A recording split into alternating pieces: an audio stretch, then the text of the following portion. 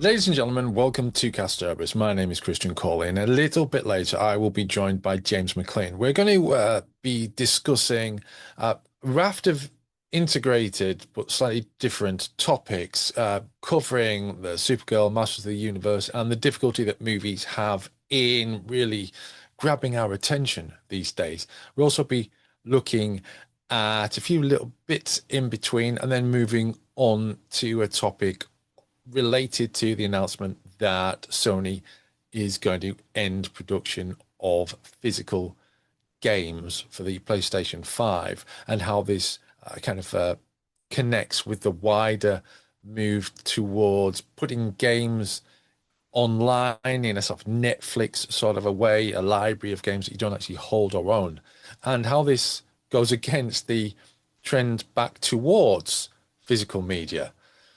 Now, this is the second of our podcasts this week. We have also discussed in a shorter format Justin Richards, who died a few days ago. He was the editor at BBC Books for a long time. He has an amazing library of Doctor Who book credits to his name, as well as his own intellectual property uh, book series. It's an incredible collection of work that he produced over the past sort of 3 decades or so. And his role within the world of Doctor Who is probably, well, it's undeniably, it's understated. It's hugely important and influential. So we've done a separate podcast for that. I mean, we recorded it all in one go, but it made more sense to have that as a separate edition. This is the longer main edition, but do please have a look at our chat about Justin Richards. It's about 14 minutes long, and you can check that on YouTube. Also, it'll be out on Spotify, Apple Podcasts, and all those other places. So I'm going to leave you now to get into the main conversation between myself and James McLean concerning Supergirl, Masters of the Universe, the DC world, the Marvel world, why movies are not having the same impact that they had just a few years ago, really.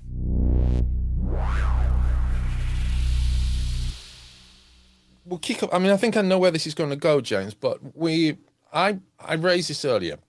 This is about the Supergirl thing, and I guess in some ways it's what the Master of the Universe thing as well, because Mm. although they're completely different things, and they seem to be aimed at completely different audiences, one of them's got a very good reputation, and one of them has not. Yet neither's doing particularly well at the box office, apparently.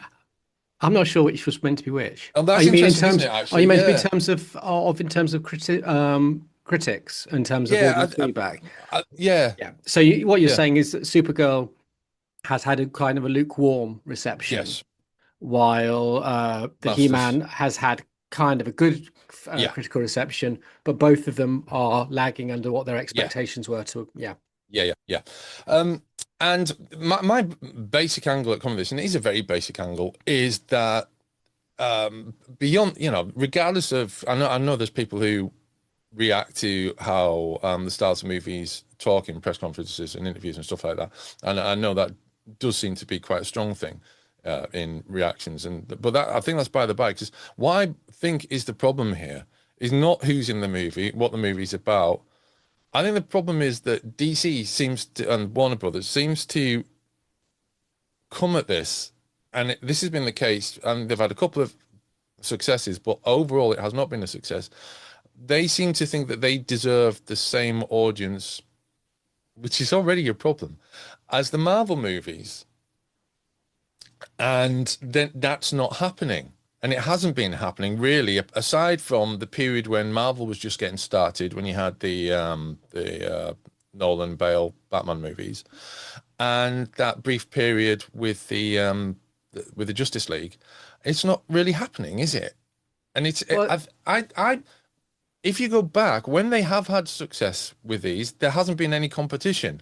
Where there is competition for that audience, they don't have the success. And I know we've talked about the audience and the mm. limited selection of things to go by, but it just seems to me they need to just stop and just wait for their time/turn. I don't know. I think there's. Hmm. I think I think part of the problem, yeah, let's not go back into what we've talked about many, many times ago about media suffocation. There's so No. much stuff. But I think we do need to acknowledge in terms of that suffocation, it's not just the amount of stuff that the audience watch, but it's like how you penetrate the audience to get them to watch things. So like Supergirl, I was only aware that it was being released, I think 3, 4 weeks ago. I saw Well, that's something. interesting because I knew it was happening, but I thought it was a TV show. Well, this is it. This is exactly the problem. Is Yeah. the ability to penetrate a very, you know, chaotic, and we can't even call it a market. It's so Wild West now because you're not just dealing with the structures of a market you can understand and control. You're dealing with a mass of independent content creators who are taking up a sizable amount of people's interest and engagement, and the stuff's not getting out there. And I think that in part is half the problem, is that unless somehow this penetrates and becomes a word of mouth thing, it doesn't happen.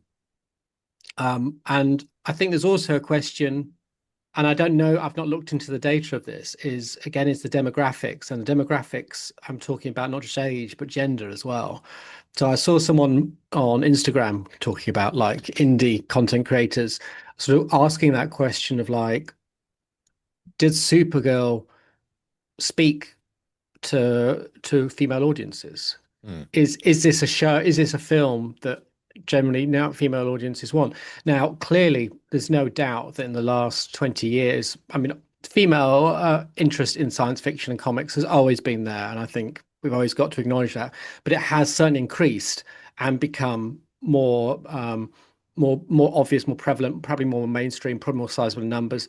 But there's still that question of like, do they want is it offering, is it just Superman in a girl's clothing, is that how they see a woman's clothing, is that how they're seeing Mm. it, or is it something, is it meant to be aimed at them? I don't know. So again, like I said, I've got no data on this, so I'm not sort of giving any sort of suggestions of what the answer is, but I think that's an interesting question, like who is meant to be watching Supergirl?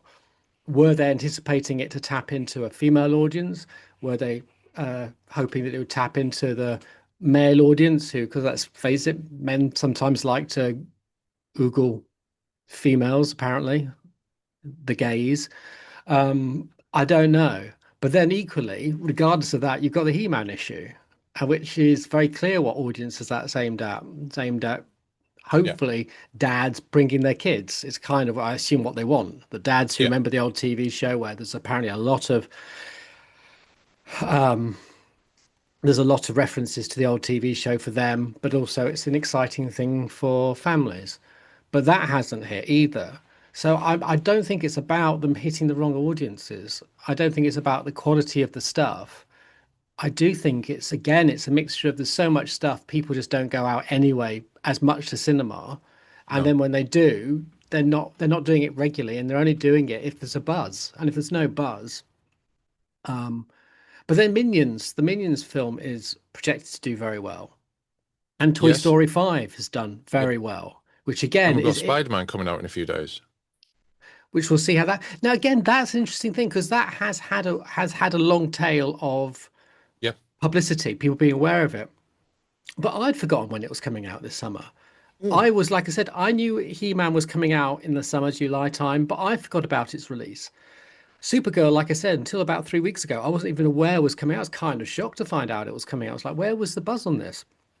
So I think there is an issue if we take ourselves just as a small sample of like back in the day, whether the day now be 2010, 2002, 92, 85, you knew the release dates. The release dates were really clear. You'd see the thing, the big blockbusters would be on every bus shelter, on every bus. Yeah. There would Yeah. be adverts on TV. It was really clear what was coming out or what you were going to see. The merchandise would be everywhere. If we're looking at, the Batman craze or the Dick Tracy craze or the Star Wars craze, but you don't get any of that. It just sort of is in the distance. And I think that's why, and because these films cost so much and it costs so much for them to market, they're just not making a return. It's nearly Yeah. impossible unless Yeah. you get these big things like Toy Story and Minions, which seem to tap into every generation. It's a really weird thing.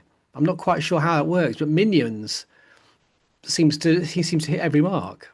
Yeah. Um, so yeah, again, it comes down to that thing we were talking about the other day. Is that does the superhero genre really have a life ahead of it if it costs so much and is just so unpredictable on its return? Is it about having to scale back? I don't know. It just seems like they just seem to be throwing up these. And again, this is going back to your original question, which I'm sorry, I've now spent 5 minutes waffling. Yeah, does DC, like Marvel, I guess, at the moment, kind of anchor for 2012 and hope that they can reignite that success in a landscape which just is so different? I Yeah. don't think you could have made that success now if it was then, if you know what I mean. Yeah, I know what you mean, yeah. Just going to what you were talking about, this adverts and marketing and stuff. I watch YouTube regularly on the TV, Hmm. and it isn't just YouTube because now we're getting more adverts through Amazon Prime um as well. Kerry and I have been watching, I think we've been watching NYPD Blue, and I think that's on Prime, or it might be on Disney. I'll tell you what it was we were watching. We were watching the Last One Laughing. I watched both series of Last One Laughing recently. And I noticed all these adverts that come up, and the same with YouTube, they don't, and the data YouTube has on me, but and Amazon as well. They're not. What are they supposed to be selling me? I mean, it's either like life insurance or some kind of yogurt, and the same with YouTube. It's either like some financial product because I'm obviously over 50, so I must need a pension. They're not. I'm not getting movie adverts. Is what I'm saying. Mm. Why aren't I getting movie? It would seem to be the obvious place to be advertising movies to someone who has an interest in a particular type of movie would be on YouTube. Exactly the sort of person who you'd expect to be on YouTube looking at movies, because I do look at movie trailers and stuff. I'm not getting adverts for movies or anything like that. That seems to be I just kicked something there. That seems to be like a big what is the gameplay there? Why are they not advertising movies at me? It seems strange. I don't know how their algorithms are working at the moment. I don't know whether Amazon is working through your shopping profile and if you've bought a load of cleaners, because I seem to get a lot of cleaning adverts on Prime and a lot of Yes. and that leads me to a question of are there, I don't know, do the adverts work on algorithm there anymore, or do they just work on who pays the most and then they get pushed out? I don't know. Hmm. They're not even related to the shows I'm watching, so you don't No. feel like they're just. And so many of them are about having babies or little kids, and it's like I don't. So no, I don't know. But yeah, the bottom line is that back in the day, adverts between the 3 minutes between on ITV between the shows, you'd have multiple adverts of 5 to 6 adverts. Well, now the adverts seem to be like 2 to 3, and it's the same adverts for every break, Hmm. and so you're not getting that space for that variety. But yeah, I think advertising is the biggest. How do you penetrate and get your audience is hard. Plus, also the factor, as we know, that we just don't go to the cinema as much as people, especially since the pandemic. Well, this is an interesting thing. I did actually go to the cinema a few weeks ago. I aimed to go to the cinema, I should say. The family went to watch a production of a popular musical whose name escapes me at the Sunderland Empire. And I don't do musicals unless it's Monty Python. So I went to Newcastle. Hmm. But before I went to Newcastle, I went into the Metro Centre at Gateshead, which has a multi-screen cinema, hoping to be able to watch Masters of the Universe. Hmm. And although it's a multi-screen cinema, it only had two screenings of Masters of the Universe. One of them had already started, and one of them finished at 11 o'clock. So I wasn't able to watch it. And I wonder if maybe that's also a problem, is just like cinematic scheduling maybe doesn't work for people as well. I just don't. I think it's as simple than that. I mean, there's a reason why Toy Story 5 and the Minions does well is because people take their kids, Hmm. in the summer, give them something Yeah, to yeah. do, so they're going to score. Less kids. Supergirl. Master Universe might not appeal to some kids. Master Universe has got some scary creatures. Yeah. Supergirl concept might not appeal. So they're going to go to Toy Story and the Minions, not because necessarily the advertising per se, but they're looking for something that will suit their kids to entertain them. So suddenly Yeah. those box offices go up. But the rest, people aren't doing that anymore. And if you take, as you say, you go for a family for a lot, unless you go for a very special deal and you're strategic. But if you just try and book a family outing to the cinema, that's not cheap. No, it's So not it, cheap. No, no. But so also, again, I think I was alluding to, and I maybe didn't make it very clear, and that's my fault. It's you can't just go to the cinema and watch a movie. You have to go to the cinema and watch the movie at the cinema's set times of watching the movie. And I know that's the way it's always been. And I know we have a way around that with, weeks, months down the line with on demand and stuff. But it seems to me there should be a way in which you can go to the cinema and watch a movie almost on demand. Go to the cinema and watch the movie when you want to watch the movie almost. how would that work? I have no idea. But it just seems to me that if you've got a multiplex cinema, you should be showing multiple versions of the same movie with maybe, 30-minute to 60-minute increments of start times rather than late afternoon, mid-evening as being your start times, you know? It sort of feels like Professor Cawley actually developed a multidimensional device. People go, how do we use this? How do we put this to the good of mankind? You'll be there like going, right, cinemas. Imagine this. They just go into a pocket dimension in the cinema showing Minions 5. And Yeah. other people going, yeah, but we can store missiles in a dimension and release them somewhere. No, no, go back. Cinema. This could bring cinema. I mean, it is a shame because cinema is one of those things which, it's like it's one of those things that we all like to be there, but we just don't use enough of for various reasons, which, and again, is not the fault, I think, of the consumer. We've got to find a way of making it both cheaper and more visible. I know Richard Osman has said several times, Osman, sorry, has said several times that he would put TV in cinemas. That's how he would revitalize it. So you can just go to cinema and sit with an audience and watch the TV in the evening. So just have All a right. big screen and you just sit and you're watching EastEnders, Google Box, whatever, and then you leave. And he says, he reckons people would come for that. Just go and sit with their friends in a big screen and watch TV together.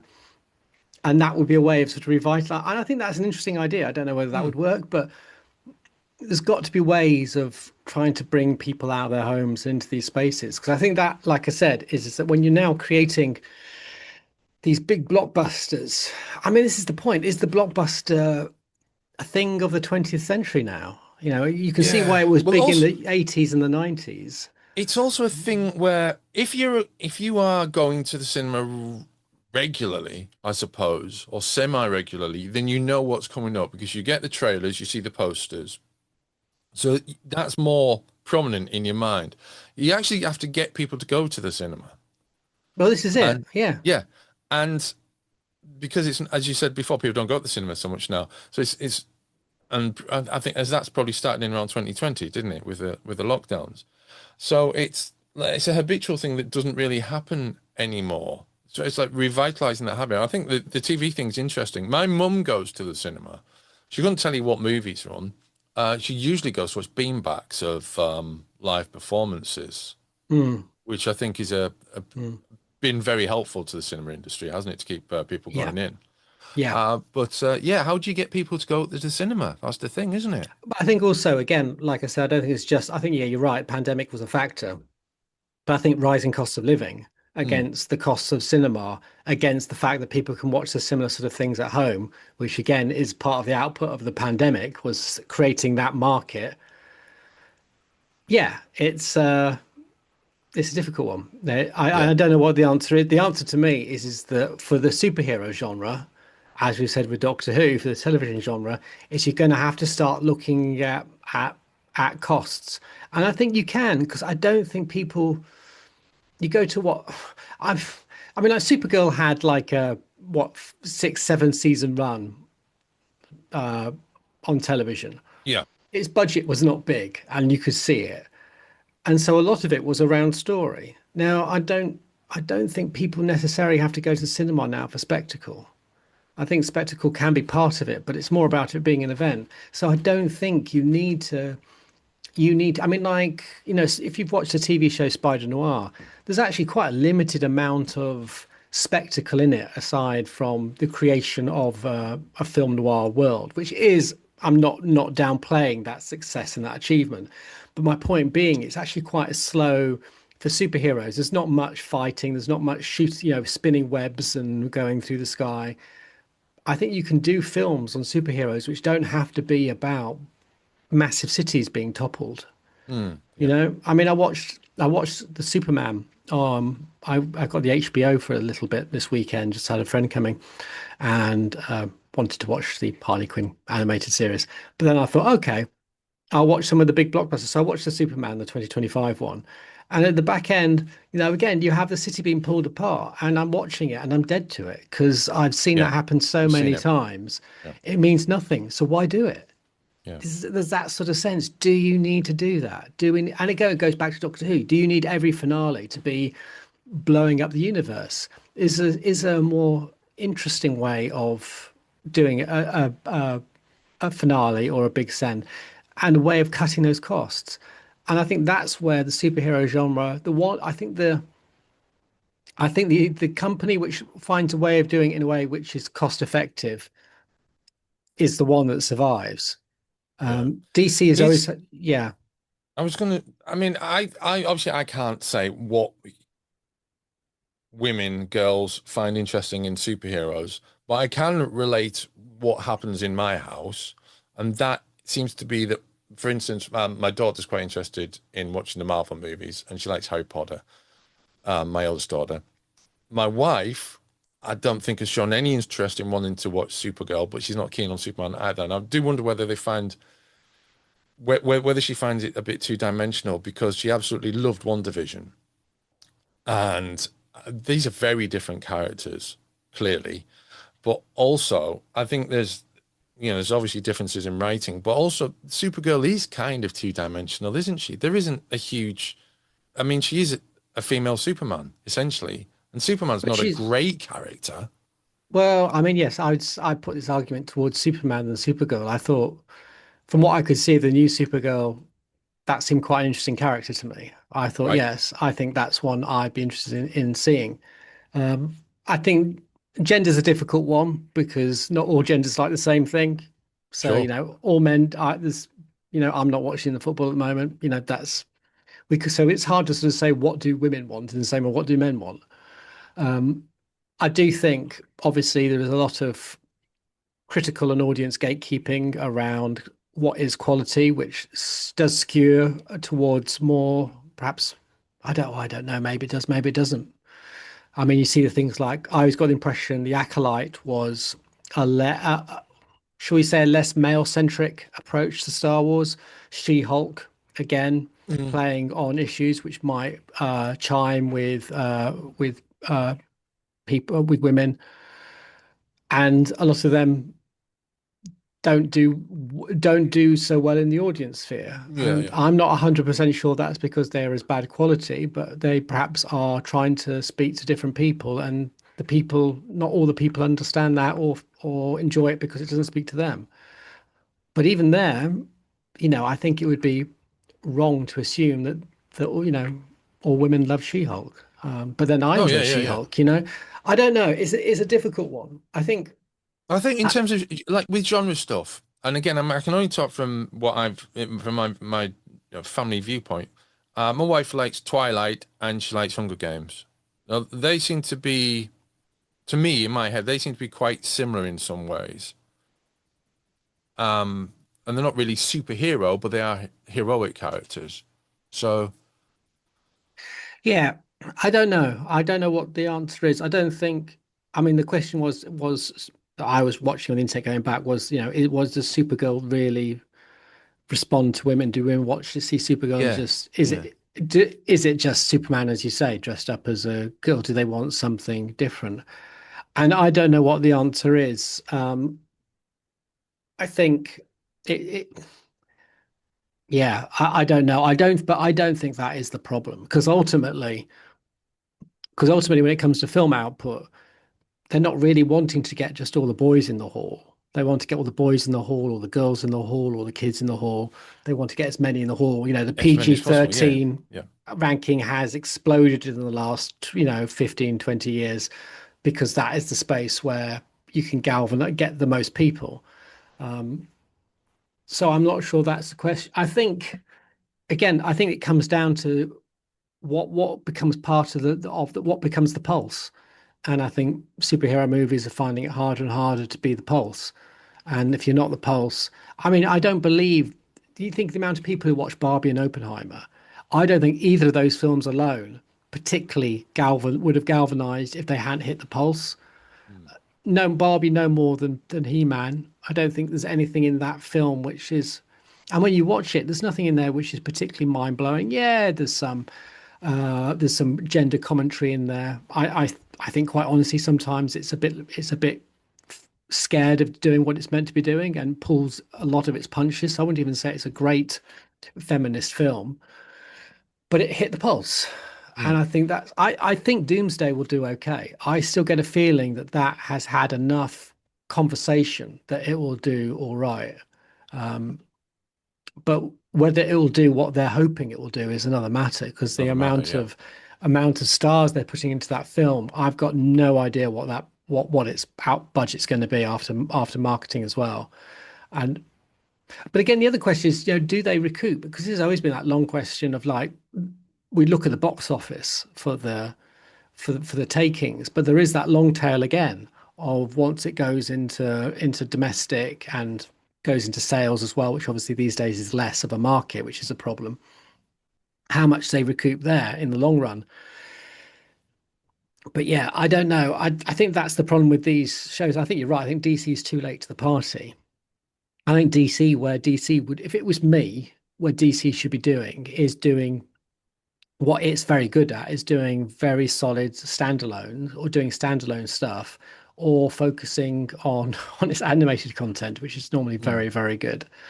But yeah, I think the cinema market is one where maybe we're going to see a step back from these films eventually. I think maybe Doomsday will be the clue. If Doomsday does not make its money back and fails, I think Marvel's going to have to be turning around and going like, well, what is going to work after this? Unless Yeah. we Yeah. totally redo our strategy. And as you say, DC, which tried to take a very different line to Marvel and go into quite a serious, gritty one with the Snyder films, then taking James Gunn, clearly hoping to get some of that lovely, tasty Guardians of the Galaxy energy into their genre, and that not really working, even though there's nothing really wrong with those films, I don't think. I imagine from what I hear, the Supergirl film is fine. It's all right. Mm. Superman film was fine. It was all right. Yeah. Uh, It kind of I, needs to be more than that, though, doesn't it? exactly. That's If it's gonna live up to the billing of Super. well, watching the Superman film, my feeling was there's too much here. Mm. Again, there's just too much. You've got these interdimensional bits. You've got the threat of Luthor. You've got, there just feels like there's too many things. And it feels like it would feel far more crisp and clean if you just step back a bit and focus the storyline, which may be an old fashioned approach. Maybe their market research tells them that people just want, the kids just need lots of stuff to be entertained. Yeah. But that to me is some of the problem is I feel a lot of these films now just feel a bit overburdened with stuff. And same with Doctor Who, I think, Mm. their series feel overburdened with the idea of strip it back. Because I think when you have too much stuff, it makes you look underconfident. It makes it feel like you Yes. don't trust your key thing, your key story to hold people's attention. Yeah. Um, and yeah, and as a result, as you say, they don't really give anything new. I think that's the big problem. It's just I've not seen a superhero film for a while where I felt, okay, that's something different. I'm trying to think what the last ones would have been, and it'd probably been a television output. Can't think of any of the films which have blown me away. Fantastic Four kind of looked all right, but don't know, didn't really deliver anything that felt more television film. The thing about Fantastic Four I found, I did, I mean, I sat through it. It was a yes, it did have a TV movie feel to it, but I still think that Vanessa Kirby and Mark Gatiss were the best things in it. Mark Gatiss is only in it for about 5 minutes. It's just Yeah, the rest of the not. It's not so much the casting. It just they. I felt that when I was watching Vanessa Kirby, I felt like she got it, and I didn't really feel like anyone else really got it. So yeah. yeah. I don't know. Yeah, most of the Or TV. maybe this might be what it is. Vanessa Kirby is playing sort of 90s, 2000s Sue Richards, whereas the others, they're all playing the 60s. Yeah, I think that might yeah, be what that's it is. interesting. Yeah, but again, it didn't feel like. I mean, even Deadpool and Wolverine, which did actually do quite a good job, it felt again like there was just too much going on that could be stripped back. Mm, Um, I don't know. I think that yeah, I think the I don't think these films are bad. I think if you put them like 10 years earlier, they'd been heralded as great. But I think again, it's like with anything, and it's the same going back to Doctor Who. When you've had so much of a thing, eventually you become used to the thing. The glitz comes out, the excitement comes out of it, and it becomes harder to sustain people's interest because they're used to it. So you say it's how surgeons work. If surgeons were constantly shocked by the living body every time they opened someone up, they wouldn't be very good surgeons. Eventually, you've got to become acclimatized, and eventually, you become acclimatized to a genre. You become acclimatized to his, yeah, you know, that's a very good point. you go to a cinema and you open up that body, that body of Fantastic Four, and you look into its innards, and its innards look very similar to the innards of Captain America, or whatever, a few years earlier. And you're like, oh, okay, Yeah, yeah, that's great if I had to, but it's not gonna shock me anymore. It's not gonna sparkle me. no. You've And just how do you redo that? yeah, you've just unlocked a memory of the Mitchell and Webb sketch about the brain surgeon and the rocket scientist. Mm, Where there's two people talking at a party. And uh, there's David Mitchell, and he's a I think he's a rocket scientist. And then he's talking to a woman, and there's, well, it's not exactly rocket science, is it? And then Robert Webb comes in, yeah. and he starts a conversation with her. Well, it's not exactly brain surgery, is it? Uh, yeah, but no, I think you're absolutely right. Yeah, That's the problem. I find yeah, that with Doctor Who, as I've said so many times, you could take one of Ncuti's stories. Let's not go for the ones which I think weren't very good. Go for a reasonable one and put it back into 2007, and I think it would be held, an amazing story. But mm, by 2025, and you've seen it. you've seen so many variants of that same thing, you're a bit like, okay, it was all right, you know. I mean, Yeah, it's like the one with the I can't remember its name, the well, which I thought was really well done. It was a great, pun not intended. It was a great story, but it had echoes, so many echoes of what I've seen in Doctor Who before, and that's not its fault. And I think that's, as I say, that's where the superhero genre kind of is, and it's trying really hard to find ways to revitalize itself. And it's had a couple of sudden peak moments, like with No Way Home and Endgame, and it's trying to replicate those. And that's, it's kind of running out of steam. And I think, yeah, you're right. DC's a bit late to the movie party because we're already acclimatized to the sparkle, and it's got nothing else it can offer really, which we haven't seen before. yes, yes. It's frustrating. I think 'cause I think a lot of people would like to see Yeah, and both worlds, like blockbustering for a term at the cinema, and it's not really happening, is it? It's but He-Man should have done well, and I think again the reason that doesn't go well is not because of the film, and not because there's a lack of interest in fantasy or an abundance of He-Man. It's just so hard to get people aware of what you are. mm, I mean, as I said, 20 years ago, that trailer would have been playing over and over again for weeks in advance on TV. yeah, And unless you look for it on YouTube, and your yeah, algorithm is for it, you're not going to see it. that's it. Yeah. I mean, I've read that Supergirl might be getting pulled from cinemas in the US this week. Ouch. I think maybe Masters of the Universe might survive until the holiday break in the UK, certainly, which might give it a bit of a late boost. But I mean, when was it? I went. It was the 16th of June. I went to Newcastle. I actually ended up going to a retro bar, going to the NQ64 retro bar, playing on some old arcade machines. Uh, very good experience. I enjoyed that very much. But actually, do you know what? Let's just flip things completely onto a different topic whilst I've still got you. I Yep. don't know if you've seen this because it's kind of I managed to inadvertently segue into this, and that is the thing about Blu-ray discs production being Oh, pulled finish. Yeah. and Sony's PlayStation platform not doing games anymore in physical format, and that comes the same week as GTA 6 is gets its release date and pre-orders, and there's no physical versions of that either. Mm. I mean, personally speaking, I'm kind of I understand why this has happened, but also I don't understand why it's happened now at a point when people are actually kind of more interested in physical media again compared to maybe 5 or 10 years ago. It seems like the wrong Maybe that's time. why. Maybe that is why. Oh, this sounds like conspiracy talk. Yeah. Well, industry, isn't it? It's Yeah, capitalism. yeah, You know, yeah. you want to control the means. You don't want people going and becoming interested in stuff which is already gone, or you can't control the libraries of. Yeah, I mean, it is a shame. And it is, I mean, the shame of it is that, as we know, when you own something on, say, Steam, you don't fully own it, that No, it can be, you have access to it on a library. unless you've already bought it and then you've activated it on Steam. I've got a few of those, Yeah, but but that's not that's the really something point. that Yeah, happens but if often you now. if you No. but if you buy and download off Steam, there is an issue there. You've also, therefore, which is fascinating, like with Fallout 4, where the update they did a couple of years ago broke all the mods, and so I managed to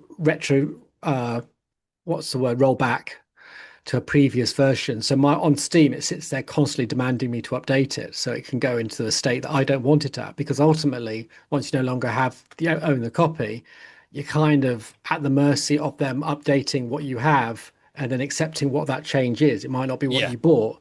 yeah, So yeah. there's loads of yeah, I think it's a shame. I mean, I've been really pleased to see this upsurgence in physical media. I think people like it. I think it's good for us to own. Yeah, no, I agree. The details of this is that Sony will cease production of discs for new PlayStation games in 2028. But I mean that is just endemic of what's happening now, and that's just like that's a wind down, really.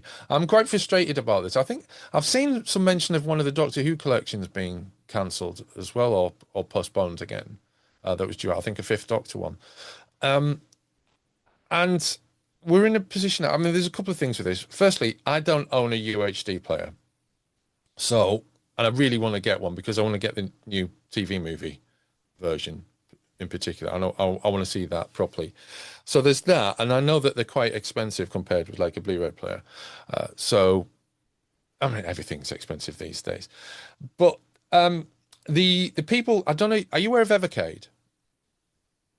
So it's a console, a physical console in handheld, arcade top, bar top, and kind of like traditional connect your TV style, and it comes with cartridges, and these are curated by and they're licensed, and so they're physical. They've actually got like some kind of like embedded memory inside, and they can go wrong, but the fact is that they are physical, and they come in like little clam cases, and they come with instruction booklets and stuff. So they're you can't really get them in the shops. That's the problem, unless you're looking at something like CEX or something like that, where people have flogged them to. I think their distribution is a problem, but shops just won't take them, so you have to get them online. But they are great things. So, and they've done a video of how to swap physical media with your friends. Just as a counterpoint to the Sony thing. I want to just read out what I posted about this rather than just trying to pull it out of my head again. This is an endlessly depressing direction of travel, which ultimately turns games into TV shows or movies or anything else that you would rather just switch off. At a time when physical media is making a comeback, this trend of removing the option to buy and hold and own a game is verging on dystopian. I think just before we end, I think the thing which gets me a bit on it, and again, this makes me feel middle-aged, but I used to love back in the sort of 2000s and the early 2010s, where if you wanted a CD of something you'd liked before, or maybe you had on tape and you didn't have any more, you could go on to one of the various big name stores and go onto their marketplace and find them for like sometimes like £1 or 10p. You could download it, or not download, you could buy it that way, or yeah, under the market value because it'd be second hand often. Yeah. But you're getting to a point where the secondhand stuff, there'll be less and less secondhand stuff because it's not being generated anything anymore. Any new, like in the past 10 years stuff, is going to be inflated to the price that the market wants. The Yeah. ability to just sort of dip and delve into something slightly cheaper, because it might not be something really important to you, but you'd like to experience, is becoming less and less in your ability to do without it being controlled by the market. It's in a weird way sometimes I think is like, is there like a mastermind plan here that has done everything the market wanted? It's eroded all the ways of sort of ownership and to buy cheap and created a market where everything is of a price that they want, that is artificially created.